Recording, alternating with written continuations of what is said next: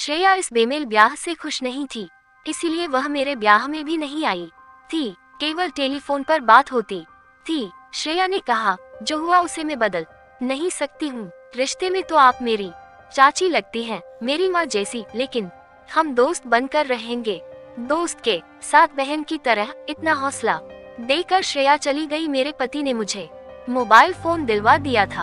उनके मन में डर था कि मैं कहीं भाग न जाऊं। बुढ़ापे की शादी में आमतौर पर असंतुष्ट होकर लड़कियां भाग जाती हैं। वे हमेशा मेरे टच में रहना चाहते थे। मेरी शादी को मुश्किल से 15 दिन हुए थे कि मुझे उल्टी आई। अगले 15 दिन भी यही हालत रही। मेरी सासू माँ ने अंदाजा लगा लिया कि उनके घर में पोता आने वाला है, पोती क्यों नहीं आ सकती। बस इसी सवाल का किसी ने मुझे डॉक्टर के पास ले जाना जरूरी नहीं समझा। मैं इस हालत में भी मैं पूरे घर का काम करती रही, बिना किसी की हमदर्दी के। पति भी मेरे शरीर को नोचते और सो जाते। उन्हें अपनी संतुष्टि से मतलब था। केवल श्रेया सबसे छिपाकर कभी चॉकलेट, कभी कुल्फी, कभी कोल्ड ड्रिंक तो कभी फल्ला कर देती। वो कहती, समय पर खाना खाया करो, जल्दी सोया करो, कुछ खाने का मन करे तो चाचा जी को बोल दिया करो, मैं दे जाया करूंगी। मैं रात को जल्दी सोने लगी, पति रात को आते और सो जाते। 3 दिन तक यही चला रहा। तीसरे दिन में उखड़ने लगे। वजह मुझे पता नहीं चली। रात को पति ने कथा पकड़कर खड़ा किया। ने हड़बड़ा कर उठ गई। उन्होंने कहा, 3 दिन से मैं तुम्हारा नाटक देख रहा हूँ। तुम रोज जल्दी सो जाती हो, ये सब मुझे बर्दाश्त नहीं है। हमारे यहाँ सभी रात के 10 बजे सोते हैं। मैं पति का ये रूप देखकर डर गई। मैं रोते हुए बोली, मुझे दिन में बहुत थकान महसूस होती है, सिर दर्द होता है। मैं सारे घर का काम करके खुद खाना खाकर सोती हूँ। पति ने कहा, वह मैं कुछ नहीं जानता। कल से 10 बजे के बाद सोना। मैं समझ ही नहीं पाई कि यह कैसा पति है जो अपनी पत्नी की तकलीफ को समझ ही नहीं पा रहा है। मेरे पास सहने के अलावा कोई चारा नहीं था। मैं 10 बजे के बाद सोने लगी। मैं दिन में सोकर अपनी नींद पूरी कर लेती। इस हालत में मेरा अलग अलग चीजें खाने का दिल करता। कभी विला देते, कभी कहते कि पैसे नहीं है। इन चीजों में पैसे लगते हैं, फ्री में कुछ नहीं मिलता है। कभी बाहर जब नंद अपनी सासुराल जाती तो पति मेरे लिए पानी पूरी, रसगुल्ले, मिर्ची बड़ा, फल वगैरह ला देते थे। पर नंद को पता चलता तो भी मुझे कभी मेरे पति को डांटती रहती। इतना सब खर्च करने की क्या जरूरत थी? खाएगी तो उल्टी कर देगी, पैसे बचाओगे तो काम आएंगे। मेरा मन गुस्से से भर जाता।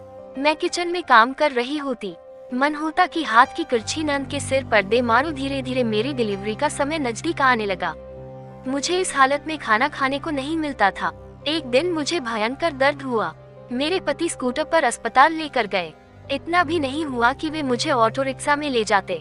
डॉक्टर को पता चला तो उन्होंने पति को जबरदस्त डांट लगाई। इतनी तो समझ होनी चाहिए थी कि पत्नी को आराम से लाते हैं, बस बच्चे पैदा करने आते हैं।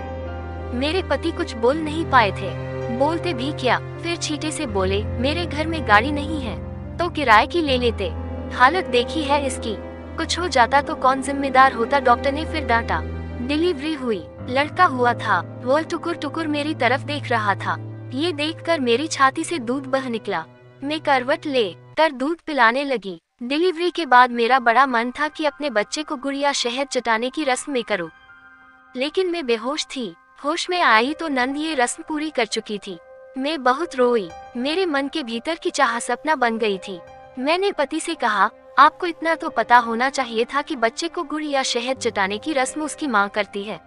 पहली बार पति को मेरे भीतर के गुस्से का सामना करना पड़ा था।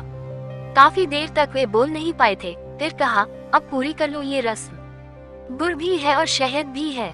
मैं डिलीवरी के बाद घर आई। मुश्किल से अभी 15 दिन हुए थे कि नंद घर में काम करने का गुस्सा छोटी छोटी बच्चियों पर निकालने लगी। एक वजह ये भी थी कि मेरे पहला ही बेटा हो गया था। इसमें किसी का क्या कसूर था? मेरी नंद मेरा सबसे बड़ा सिरदर्द थी। उसकी 3 लड़कियां थीं और लड़के की चाहत में लड़कियों की फौज इकट्ठी कर ली थी। उसकी ससुराल में सास ससुर थे तो अक्सर बीमार रहते थे। पति अच्छा खासा कमाता था। आगे जारी है। अगला वीडियो देखने के लिए चैनल को सब्सक्राइब करें।